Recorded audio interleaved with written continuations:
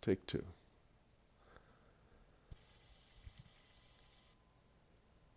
Greetings, travelers. Welcome to Channel 42's In the Cafe, bringing you another interview here at our newly renovated Channel 42 studio.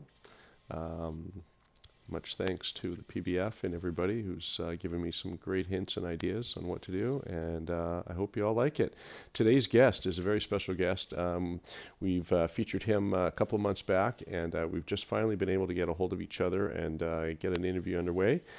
Today, our very special guest, Panda.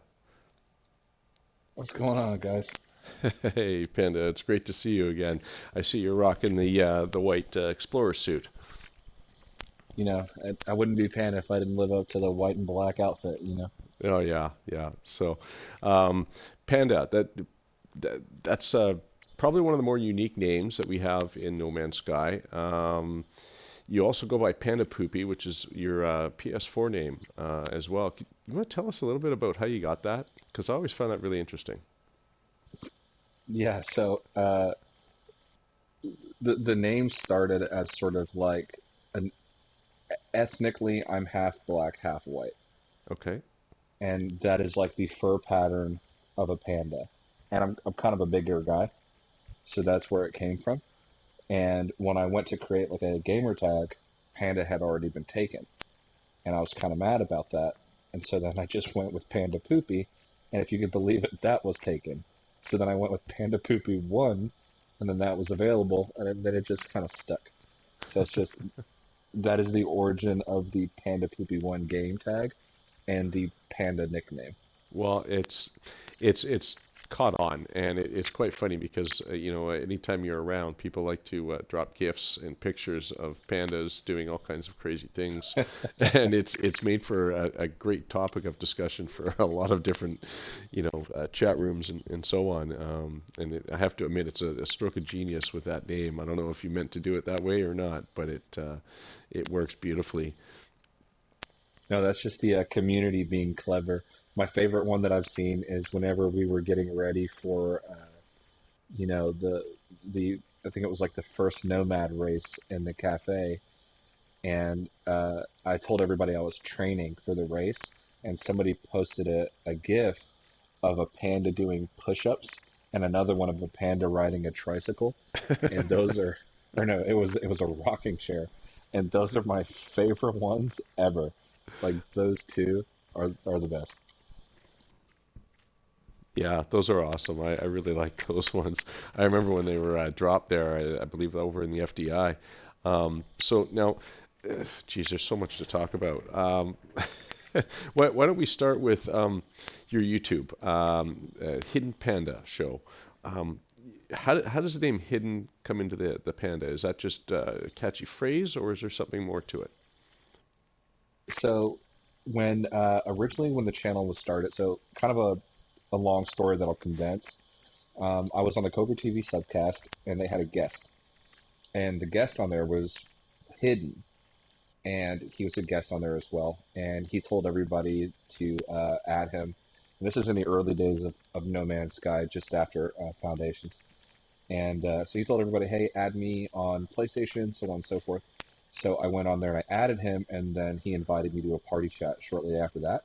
And then we just hit it off like immediately. We both were like very passionate about the game, the community, where it was going, what was possible, and everything. And, he always wanted to do like a YouTube channel, but just was really nervous about it, which I found really weird because he's normally such an outgoing guy. And so I was like, you know what? I'm not afraid. Let me go ahead and start it. That'll get him out of his box, and we'll be able to like start this channel together. And at first, we started out streaming, and we would only have like one, two people on there, three people sometimes. And the first time that we had any viewers, we were really excited because we saw that we had two viewers, and we were like really pumped up. But like the chat, there was no one was saying anything in the chat, and it took us 45 minutes in the stream to realize that the two people watching were us on our phones to watch the chat. So we were excited about ourselves being the only two viewers on our own stream, and that's out there somewhere in the ether. But the original channel started out off my personal YouTube, which we then, once we started seeing that there was more subscribers and we had like 11 or 12 subscribers, then it was like, okay, well, let's just go ahead and start like a channel. And so then we did a combination of our names, Hidden and Panda. And so then we just called it the Hidden Panda Show.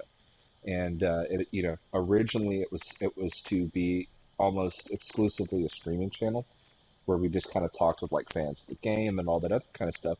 But then things started to really pick up with No Man's Sky, and so we had the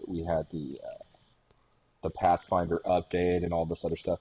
So then we started doing like a lot of speculation during the live streams and where is the game going. There was a lot of excitement around the game, during those days because Hello Games wasn't talking to the community. They were just dropping patch after patch after patch. And so then we started doing these like speculation videos, and then that's where the channel really started to grow. And then Hidden Panda Show kind of was born out of that. So it all started with Cobra's introduction to Hidden and I over the same subcast, and then we just decided to do a channel together. And then he's got or at the time he was with somebody, and he's got a child, a daughter, and he was very busy, so he had to back away from the channel for a little bit. I kind of took the reins for a while, and then had a child of my own, also a daughter. So another thing that him and I have in common, and that's kept me busy. So my content creation's been a lot more sporadic, but that's sort of the inception of the channel. Hopefully that wasn't too long. There's a lot. No. There's a lot of story there. It's So all good. You know what? It's really interesting to know how a person gets their name and their channel sometimes, right? Because, the Hidden Panda Show, it's got a great ring right off the tongue. It just rolls right off, and it's great. And quite often I did see, your show with a guest on there. And unless you understood that that's who that was and why it was named that, you would know. The Hidden Panda Show was always great because you guys would show more than just No Man's Sky content. There was other things as well, other games, and we always enjoyed you two guys. You had a great banter together. Um, is there what's in the future for the Hidden Panda Show? so as things kind of start to like normalize with my life, because he's got all the availability now. But he's got a very bad internet connection, which hopefully is going to change because he recently moved, or not recently, about a year ago, moved way out into the country. Um, but he's going to be getting a better internet connection in his community. So he's got a lot more free time than I do at the moment. Whereas, you know, I'm working. My wife's a stay-at-home mom right now. When I'm home, a lot of my time goes into like relieving her of mommy duties for a little bit, so that I can help put Leia to sleep and all that other kind of stuff. And so it's very difficult for me to find those moments. And then on my days off, I'm very dedicated to spending time with the family. Yeah. But as things kind of start to work themselves out, and I get a little bit better with, schedules and things like that, and really kind of iron out my day a little bit, I'm hoping to do more content. And then me and him are hoping to be able to do that together. Um, but we want it to be more than just No Man's Sky. I think that the channel originally, we were doing whatever game we happened to be playing at the time, and which a lot of the time was No Man's Sky. But then with all of the different updates and all the speculation, that really kind of took over. But we'd really like to get back into covering No Man's Sky and Elite Dangerous and a lot of the other games that we play. We had a really great time when we did our Steep chat, which is that winter extreme sports game, Yeah. and that was a whole lot of fun when we did that stream, and a lot of funny moments. I'll be looking forward to that. I'm happy you guys are getting back together, and excuse me, and that you'll be streaming again because it's always a pleasure.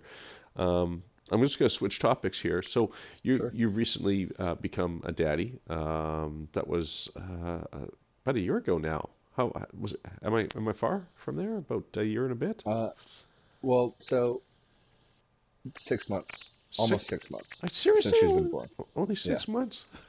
but Why I get that one wrong? it was 10 months. Almost 10 months of my wife being pregnant. I mean, she made it all the way to the very end. Hmm. So it was a lot of Panda Cub is coming, Panda Cub is coming. So it seems like it's been longer. Yeah. But she's just going to be 6 months old here pretty soon, So, oh wow. which we're So, really excited about. So yeah, awesome. I bet you're looking forward to all the good times that you've got ahead of you. Oh So man, 6 months, it's the best. yeah, right on. And what's her name again? Leia. Leia, for those of you who didn't hear earlier. Um, I have to get drain that in my head as well, along with the time, because I seem to have missed 6 months.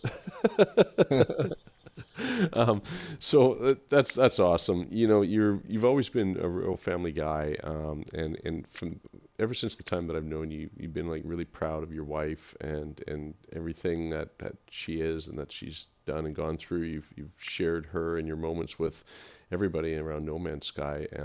You're just such a personal guy, and um, it, you guys are just such a wonderful couple. And Thank you. it's almost a shame because we love to have her, as well in the community so that we could, see the two of you interact more often just because of how, you can sort of see the love in the air between you guys. So I just wanted to say that as a friend of you and the FDI and the family and cafe and so on, because I think sometimes the family is forgotten about. With everything that we go through in the game and everything. We talk about ourselves, but we rarely talk about our own families. And you're one of the guys that's always carried your family first and foremost and talk about them a lot. Um, so, yeah. Um, Yeah, I mean, Go ahead. I was just gonna say, obviously, she and they are a big part of my life, and when I'm not like working, that's who I'm spending all my time with. I don't have a very big circle of friends, and the friends that we do have, we're all hanging out together. And so it's just natural for me to include her or bring her up or anybody else that's in my family or my immediate family, just because I spend so much time with them. And like you said, I'm a very big family person. I like spending a lot of time with my family, more than almost anything. We go like on camping trips together and all that other kind of stuff. So it's in my character. Yeah, I love that about you, man. So, now Thanks. where are you from? Where do you live? So I'm originally from the Cayman Islands, Okay, but I live in Texas. I live in McKinney, Texas. McKinney, Texas. Okay, I've heard of it. Yeah. Now, how long have you lived in Texas? So we moved to Texas when I was 16, Okay. and I'm 32 now. So About half your a long life, time. yeah. Yeah. Okay. All right. Well, you wouldn't know because there's no accent whatsoever. Um, you're pretty much a solid resident of Texas. I would call you a Texan at this point. Yeah, I would say so. My accent actually came from TV because my dad is British and my mom is Caymanian, and I was born in the Cayman Islands and I was educated there in my childhood. So when we first moved to the United States, I had a pretty strong accent, Hmm. and I wanted to assimilate rather quickly, and so I learned to speak American English very quickly through American TV and movies. So even though I've always like lived in the South, while I've been in the United States, like Florida, Georgia, Texas, a lot of the movies I grew up watching, I watched like a lot of Bill and Ted's Excellent Adventure and Back to the Future, and all these things where it was like a almost like a surfer dude kind of accent. Uh-huh. And so for a long time, I had this like really dude bro kind of like, yeah, dude, like totally, like it's all artificial. It's not my real accent at all, but it's just I've adopted it, you know. Right. That's really cool how you've learned that through TV and movies. And Yeah, you're it's right. kind of weird. You're right because there isn't a lot of thick accents in TV. Um, on the whole anyways, so that's pretty awesome. How long have you played No Man's Sky then? Since launch, Since launch, you're a day one player. since midnight in 2016 Oh, you in waited August it. when it came out. Yeah, did you wait in line too?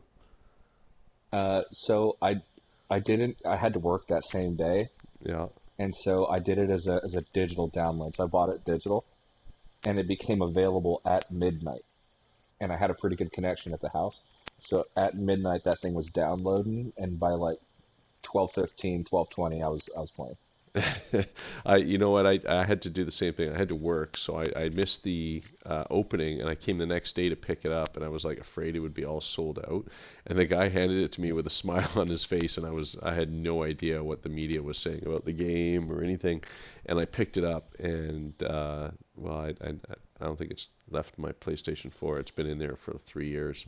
Um, I was very well aware of what the media was saying about the game, and because now Hidden, he followed the game way, way before I did, hmm but I still had a pretty good lead time up to the launch, and I was aware, but I also had said to myself, this isn't really all that different than like movie advertisements, right? Where the movie trailers and all these other things might give an impression of the movie. When you see the movie, it might not be all that, right? It might be a different tone, or it might be slightly different, right? There's marketing and advertising involved. And I said, what, I'm going to give it the benefit of the doubt. And I said, but I only have two critical categories that I'm really looking for. That the rest of it I don't care about. And in my mind, it was, can I explore the entire planet, and can I leave the planet and go to another planet? And if both of those things were true, I figured everything else would come later if it was missing anything. And that ended up being the case. And I've never really been disappointed in the game. There's been features here and there where I'm like, oh, they could totally fix this, or how come we haven't got that rectified yet, or whatever. But I've been a happy camper. This is the best $60 I think I've spent. yeah, I tend to agree with you on that. I've spent, a lot of money on video games in the past, and none of them have had the entertainment value as this game has had. Some have, but not all. And this one has had 3 years of solid entertainment. Like literally, I haven't Oh taken yeah. it out of the out of the machine. Um, yeah, it's just one of those things where once you play it and you enjoy it, you just never want to stop. And there's always something to do. Um, and with that, what I gotta ask you, what do you like doing in the game? Like, what keeps you playing? So I'm probably one of the most basic players out there because I still hold to the basic tenets of the original release of the game. There's a lot of people who they were, it didn't come out with this and it didn't come out with that, and this, that, and the other thing. But the game that we have now is a far larger experience than what they even initially promised. And so I've been very happy with the game, but the exploration aspect has always been sort of um, the thing that I cling to. And even though we have all this multiplayer and we have all this, community events and all these other things going on, my favorite thing to do, which is why I love where the FDI hub location is my favorite thing to do is just play in self-isolation. If I organically run into another player or whatever, then that's awesome. But I never really plan to uh, perform any multiplayer activities. I I love the feeling of being alone, and that's probably really weird, but that Not at that all. that always feels like the original game. Like the when I first downloaded it and I played it for the first time, it gave me that feeling of what astronauts might feel like when they leave Earth, which is very, very populated, and they go into, they leave the planet for the first time and they realize we're really actually very alone out here Yeah. in this kind of grand absence. And I really like that feeling, as weird as that might sound. It's not all that weird at all, actually. Myself, same thing. You launch into space and suddenly you're alone, right? And at launch day, or well, I guess it was a day after launch day for me. It took me a little while to get off the planet. I died a few times, but once I did, you feel totally alone and exposed out there. And the planet seems safe, but you get out into space and there's pirates out there and this big black thing. And then at the time, I had no idea it happened to be the Atlas, but it spawned, and I was like running away from that thing too. I mean, it was in the beginning, you really had no idea, and you were just sort of figuring things out. Myself, I like the instance of multiplayer. So like if I happen to run into somebody while playing, I love that sort Exactly. of capability. Multiplayer sessions per se, they have their place. They're not, but my preference is more along the lines of the multiplayer instance where I'm online and so are they, and if I happen to warp into a system that they're in, I would see them, just like we have now. Um, just without all the the silliness that goes on with multiplayer sessions and joining. There's a few bugs, but I think it could, few improvements could really make it just a I little like bit better. I like the organic nature of it. Like I'm a very big fan of playing the game and somebody warps into my system, realizes I'm there, and maybe decides that they want to try to kill me. I like that. That's another weird thing. I know a lot of people don't like combat in the game, and I'm not chasing it. I like the anxiety that it can happen. Yes, in It's the early it's that days, yeah, and when that first became a thing, was it no, it was after Atlas Rise. It was next, was wasn't it? next. Yeah, Yeah. when they first introduced that, and that was really kind of cool because everybody was excited about the multiplayer and joining just random sessions, and there were a few times where some random person would join my game, and you didn't know where you were, a space station or your base or caught in space.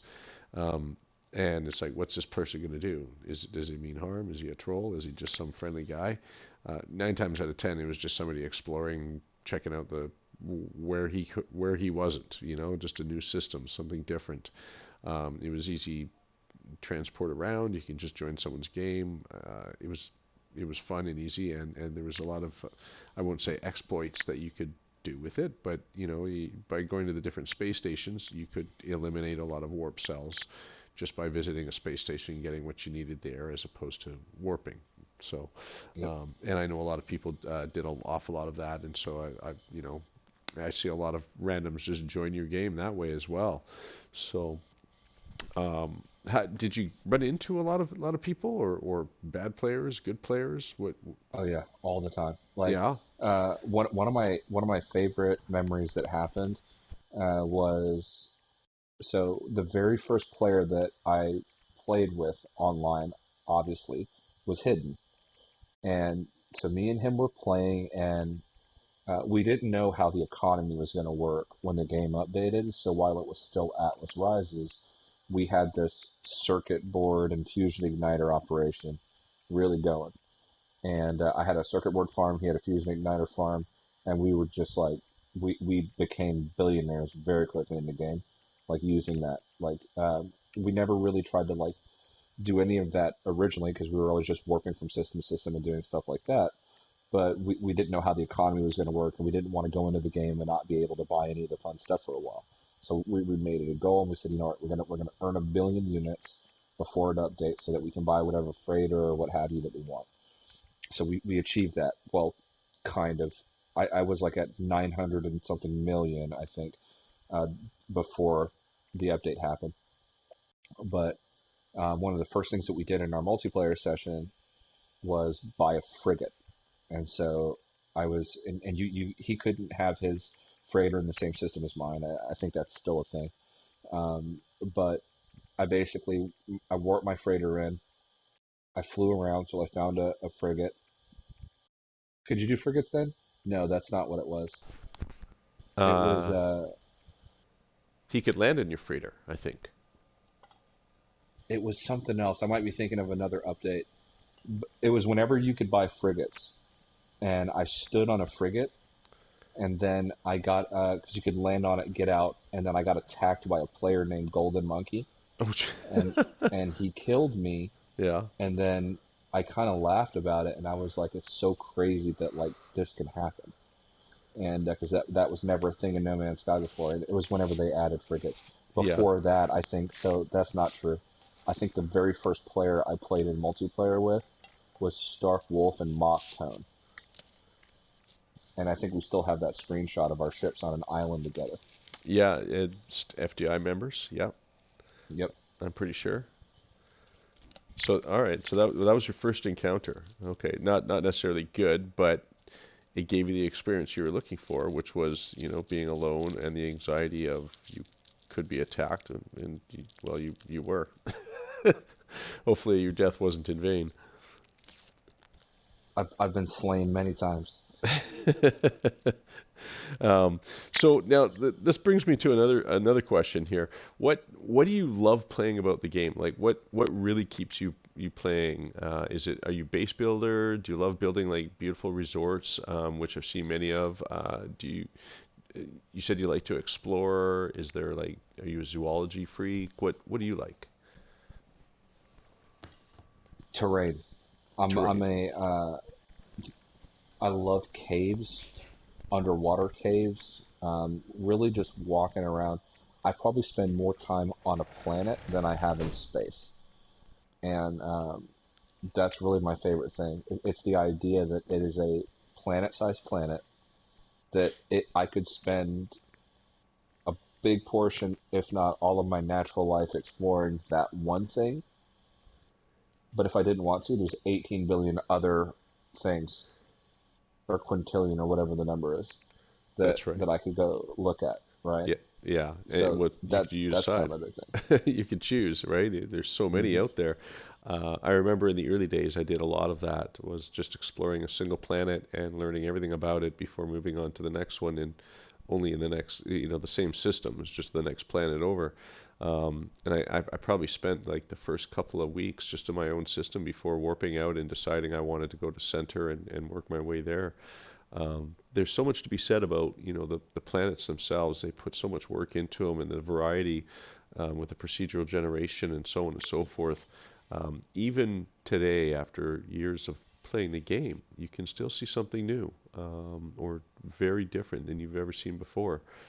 And I really love that about the game. And I can tell that you see that too because you spend so much time on the planets and you enjoy all that each planet has to offer. What's your Well, favorite? Sorry? what I was just gonna say, I say that about once every stream actually, that there could be more variety in the game, but if you look hard enough, you will see something you haven't seen before, and at least once a stream, I will come across something that I'm certain I've never seen before, some creature or land formation or something that some texture, something that I'm like, I can honestly say I haven't seen this. Yeah, plants even. Sometimes plants, Hmm. take on different shapes and forms. Yep. What what's your favorite multi-tool? Like, what do you use? So I use a experimental multi-tool. Yeah. Big shout out to the Galactic Hub. I found it pre-next. Oh, I think I Uh, know the one. yeah, it might even be pre-Atlas Rises, or I found it during Atlas Rises, one of the two. Uh-huh. It's definitely pre-next. It's overpowered, um, for sure. And I'm not getting rid of it. Yeah, those old multi-tools, they held the stats and everything that Hmm. they originally had, which is really kind of cool because you everything else you can't get anything near. Amino Hub had one that was pretty awesome as well, and there's still a few players around that have that multi-tool. Myself, I have one on one of my accounts. They're an awful lot of fun to have, whether it's the alien or the experimental. Now you can have three, and what do you think of that? I've been asking for that forever, and I got to the point where I thought that they would never do it. And then when they just threw it in there, not just having a second one, and that's all I ever wanted was just the ability to have another sidearm. Yeah, And when Hello Games always does that. They know that the community is asking for like this one thing, and then they give you like 30 things. And so, for as much complaining as like some of us might do every now and again, myself included, when they do something, it's always big. And yes. Well, we've and been saying it for years, and they did finally listen. uh, and they gave us three, Yeah, which is awesome because if you think about it, one of the things that would have helped out the gameplay loop early on, over the last couple of years, was probably having the ability to have a dedicated mining and scanning or mining and combat or what have you, so that exactly. you could cater your weapon towards your play style, but have something else to help defend you or what have you. But when they gave us three, that was pretty like mind blowing, and I was like, all right, perfect. Like Yeah, I'm so down for this. it was. But yeah. Yeah, I know. I've got one set up for mining, one set up for like running around and scanning stuff, and of course the other one for like everything, shooting, taking on sentinels, whatever. Um, so yeah, that was like almost a dream come true for me. And so now, okay, what kind of ship do you fly? What's your favorite ship?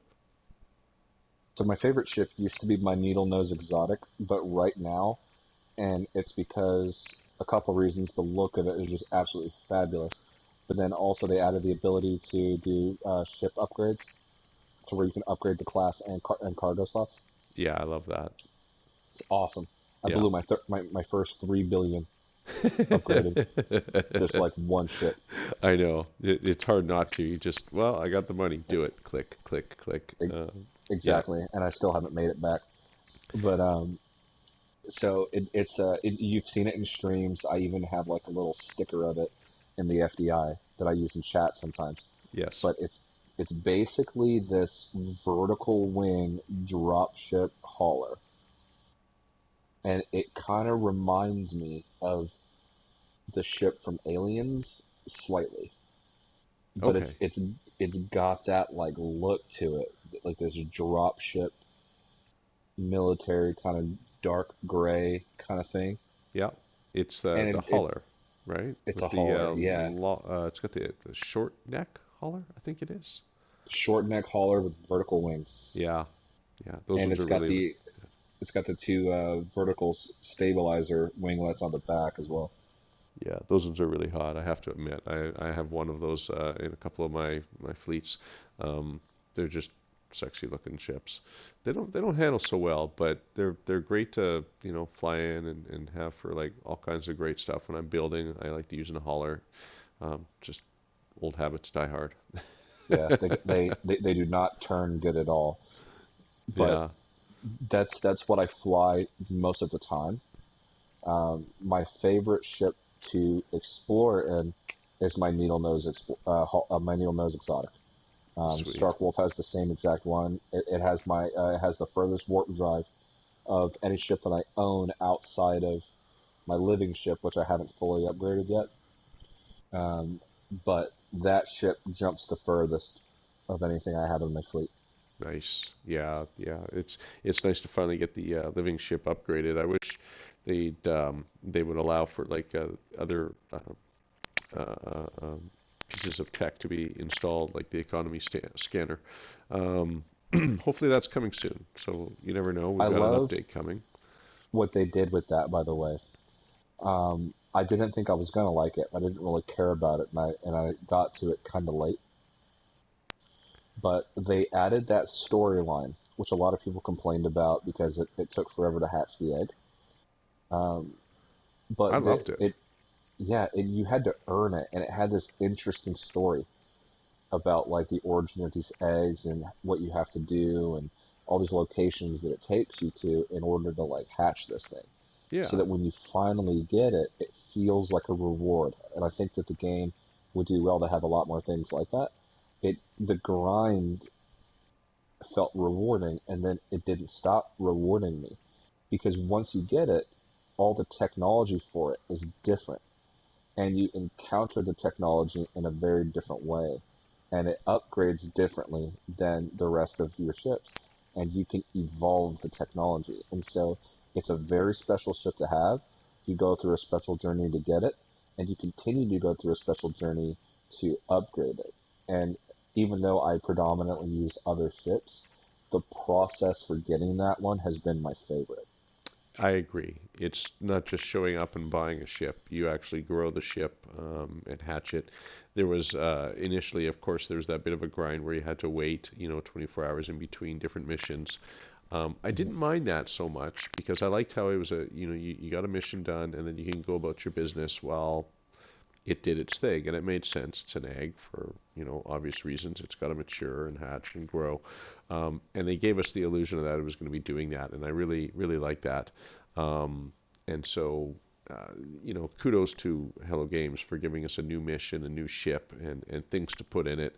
I love the fact there's new tech, and I want to see more of it because I really think this is the start of something really big and maybe the tip of the iceberg. I'd love to see more different styles of living ships and more tech and of course obviously the ability to put the economy scanner and other forms of technology in there which we all currently use and enjoy because other than that those certain pieces of tech make things so that we want to explore using them. So if any ship can have them, we're going to want to install it in those ships.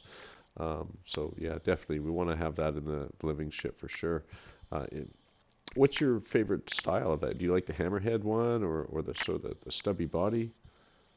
Um, I've seen a couple of different styles out there. The one that I have, I really like a lot, and it's the one that just has the sloped head and almost looks like a killer whale. Oh yeah, yeah, I've got that one on Just a my real kind of lean, creative. Yeah, yeah. yeah, It just looks like an egg. yes, It's like a killer whale head egg. yeah, yeah, yeah. It's awesome. Like I've got another one. It's got these huge antennas. Those ones are really kind of neat too. I like the antennas, obviously, with my character. Here, we'll do a pan shot here real quickly. Um, so yeah, I mean, the living ship is a great thing to have, and I look forward to more. What are you looking forward to in the update coming up? My list of things is very simple. The first thing is I'd like the ability to steer during pulse drive. I think that that's an easy fix. I think they could do it right now if they wanted to, and it doesn't take away from the gameplay at all. Number That, two. that's a good one, Oh, by the yeah. way. I think a lot of people don't think about it, but if they changed it, people would really realize what they were missing. Oh, Number two definitely. Yeah. is what I would really like to see is no more of the random scattering of asteroids in space. Um, it takes away from the beauty of traversing space and only exists as a means to get tritium. And maybe for newer players to be able to easily get gold and silver, potentially. I mean, there might be some intrinsic value there for newer players. I haven't been a new player in a very long time, but I feel that because you can run out of pulse fuel, that it only exists to serve that gameplay characteristic, and that there can be some things adjusted there to where that's not that necessary. Maybe if you run out of pulse fuel, you gotta wait for a while it solar recharges or something like that, and then maybe have like an asteroid belt in the system or like a something like that. I find myself always having to maneuver the camera or changing the position of my ship when I want to get a really good screenshot to get those out of the way. It's a really weird thing, Yeah. I know, Yeah. but No, I hear you there. Definitely. Yep. maybe a better warp animation. It pulls you out of the sense of immersion a little bit, but that's a very small one. That's not that big of a deal. But just little minor things like that. I don't really need anything big from the game. I think, like I said earlier, the game is a way better game than the one that they even promised at E3 that a lot of people felt they didn't get. They didn't talk about land vehicles and freighters and building bases in freighters and on planets Or and even multiplayer. submarines and yeah, multiplayer, customizable character models. None of that stuff is really talked about, and we have all of those things now. Yeah, I'm it's happy.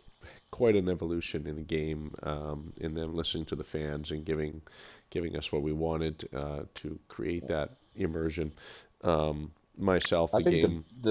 the biggest Sorry? window of opportunity now, sorry, No, you go I ahead. was going to say is probably variation. I think most players, but there's two things that the community really, I think, wants. There's a segment of the community that wants better combat features, and there's another segment of the community that want a lot more exploration and variation-driven things. And I agree with both of those things, but I digress. Yes, there's a lot of things that the community has been looking for a long time. PvP, those kinds of space battles and other things like that. I'd love to be able to join in with another player to get into a space battle. That would probably be a lot of fun. Um, there's so many different ways that they can go with it, really. And frankly, I enjoy everything that they always give us. HG is never really disappointed, and even if there's a bug, they tend to fix it. Um, I've got a few more questions. We're running out of time here, so I'm going to quickly Sure. hit you up with. Let's talk about the FDI a little bit here, because you're part of the FDI. You're one third of the FDI, and it's one of our favorite places to be. That area of space, the community, the amino. It is it's a great place. Tell us a little bit about the FDI, like how you came to be part of that. Yep, that I can make quick. I was part of the Galactic Consortium. I was helping out in that group. That group kind of disbanded because of a couple things that happened with its founder. Sadly, there was a really great place to be. I wanted to create something like that again, but I didn't have a lot of experience managing a community and all that other kind of stuff. And I really trusted Slade Braddock, so I reached out to Slade and we kind of talked about it, and he really wanted to help as well. And we kind of came up with this idea, and we are huge fans of the NMS Cafe, and then that's where we had the conversation with Lily and what do you think, and she kind of came on board and helped the whole thing, and um, the FDI was born. It stood for the Free Delta Initiative. We decided that we wanted to be in the Delta Quadrant. That was Slade's idea. There was bad blood out there, and he thought it would be really good to have a good, positive community in the Delta Quadrant. Lily and you helped find the location, and the rest was history. We just wanted it to be a free place for every player of all player styles to be able to hang out there, because what we found was that, no offense to the Galactic Hub, but places like that had a lot of rules, a lot of organization, naming conventions, and stuff like that, they had a tendency to breed a lot of bad blood in there, because when you have rules, naturally there are some people who want to break them. And the FDI has virtually no rules. We have the only rule is respect each other. That's really it. So whether you like PvP, exploring, all that kind of stuff, doesn't matter what platform you play on, it's all open. You know, anybody that has had issues in other communities, generally when they come over to the FDI, there's zero problems. We haven't had to eject anybody, as far as I can remember, maybe one or two people total ever from the community, and but that's where it came from. Thanks to you guys. Yeah, the FDI is a great place. I love it. It's way at the far edge of the galaxy in Euclid, and great things have happened there, and great things continue there. And it's one of my favorite places to go still. Even though that we're doing a lot of great things in Unity One on the other end of the galaxy, it's FDI will always still be part of my home. And I love that. FDI is cafe. It is. It's very much in the spirit of the cafe, and I've always made it a point to remind everybody, and remind Lily as well. The FDI is not something different or separate from the cafe. It is of the cafe and by the cafe. For in the cafe for a long time, people didn't really want a hub or like a community in game like that. That wasn't really their playstyle. And so for people who did want that, FDI was just kind of a good idea, and it's just kind of grown. But Exactly. yeah, Yeah, it is FDI. It's just you're just exactly another right. one of your hubs. Probably one of our favorites. I would definitely say we love the FDI so much. I, Well, I thank still you. go back. Um, for the interest of time, I've got the one final question for you, and you're probably prepared for this one, um, as we're just such great fans of the Hitchhiker's Guide of Galaxy. We've got this question for you. Do you have the answers to life, the universe, and everything in between? Yes, Ooh, tell me. 42. Ah, ha, ha. 42 is a great one. We were out there in 42. Did you ever make the journey? I did not. We got to get you out there, I think, at some I've point. never left the Euclid. Uh, when you get a chance, we'll get you a lift out. 42 is a great ride that we had out there, and that's a great answer. We're still looking for it out there. Hopefully we'll find it. Marty Merrick and a couple of people that went out there. And it was kind of, they reported back at how awesome that experience was. So Yeah, it really was a great experience. If anyone ever feels like going on a journey, those are great journeys to embark on and to take with friends. It's a great way to go, to bounce off each other and warp your way across the cosmos, old-fashioned style. We really enjoyed it. It was a lot of fun. Panda, thank you so much for being able to find the time. I'm glad I was able to coordinate some time to get together with you tonight and have this interview. It's been a long time coming. Thank you so much. no, I really appreciate it. Thank you. I would love to do it again. I've been playing for 4 years. There's a lot out there. There sure So is. Yeah, yeah. And what better place to do it in the cafe and the FDI? exactly. Because everybody is just like family, and family nothing stronger than family, and we defend each other, we help each other, um, and you know, we're always there to pick each other up when things are down. So, anytime, bud. Thank you very, very much. You have yourself a great evening. You take care of your lovely family, and You hopefully too. we'll have Thank to you do so this again. much. You're so welcome. We will see you next time. Have a good one.